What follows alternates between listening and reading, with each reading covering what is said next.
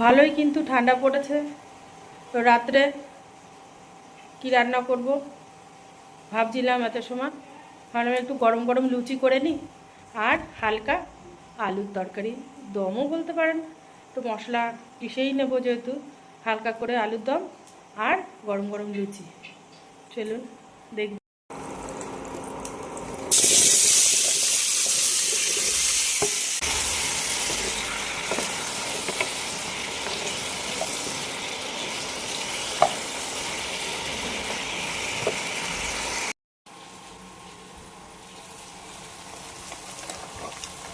গরম গরম লুচি হবে, ফুলকো ফুলকো, জানি না ফুলবে কি এটা।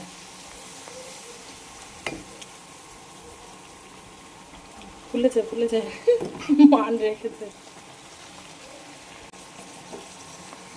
আর এখানে এই যে আলুর দম। তো আমার রান্না কমপ্লিট। গরম গরম লুচি শীতের দিনে ও পুরো জমে যাবে খাওয়াটা।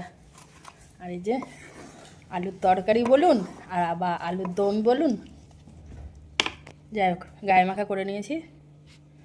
চলুন খাওয়া যাক।